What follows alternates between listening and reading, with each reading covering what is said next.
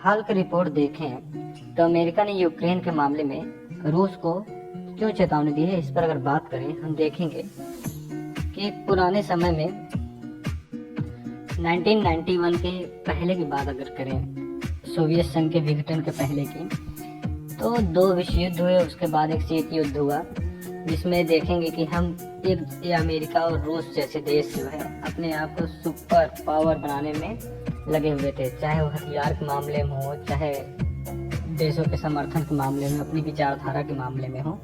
तो ये सब चीज़ें इनके बीच चलता रहा, कॉन्फ्लिक्ट का लेवल हमेशा रहा।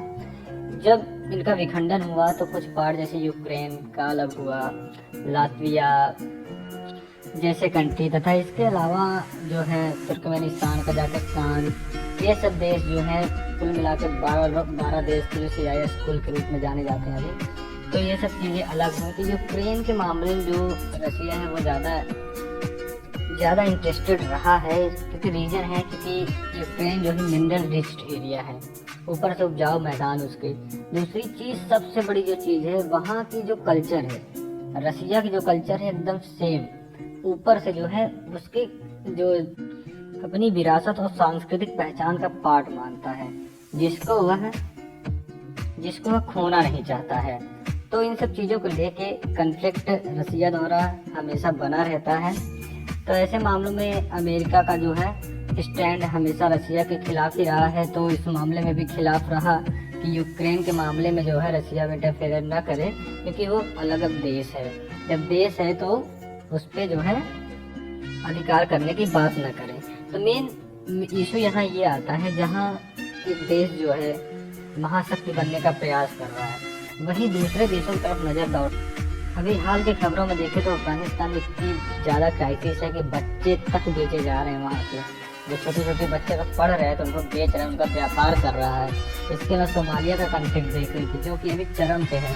तो हम ये देख रहे हैं आम जनता कितनी परेशान हो रही है, उसके लिए प्रयास किया जाना चाहिए, मानवता के लिए प्रयास किया जाना चाहिए कि हम एक शक्ति बनने की कोशिश करें। शक्ति तो आप तभी बनेंगे ना जब आप देश के रखवाले बनेंगे, आप मानवता के रखवाले बनेंगे, आप मानवाधिकार के रखवाले बनेंगे, लेकिन उसके काम नहीं किया जा रहा है।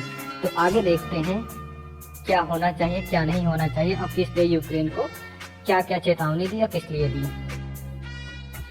अमेरिकी अधिकारी ने यूरोप में अमेरिका की भविष्य की रणनीति की स्थिति के बारे में निर्णयों पर लगातार बदलाव की संभावना जताई है, लेकिन उन्होंने यह भी कहा है कि अगर रूस यूक्रेन में हस्तक्षेप करता है तो उसे प्रतिबंधों का सामना करना पड़ेगा। अधिकारियों ने कहा कि प्रशासन यूक्रेन में भविष्य में मिसाइलों की संभावित तैनाती को कम करने और पूर्वी यूरोप में अमेरिका और नाटो के सैन्य अभ्यासों को सीमित करने पर रूस के साथ चर्चा करने के लिए तैयार है। अमेरिकी अधिकारियों ने कहा, रूस को यूक्रेन में हस्तक्षेप करने पर आर्थिक प्रतिबंधों का सामना करना होगा। इनमें रूसी संस्थाओं पर प्रत्यक्ष प्रतिबंधों के अलावा अमेरिका से रूस को निर्यात किए जाने वाले उत्पादों और विदेश निर्मित उत्पादों पर महत्वपूर्ण प्रतिबंध शामिल हो सकते हैं, जो संभावित रूप से अमेरिकी क्षेत्राधिकार में आते हैं।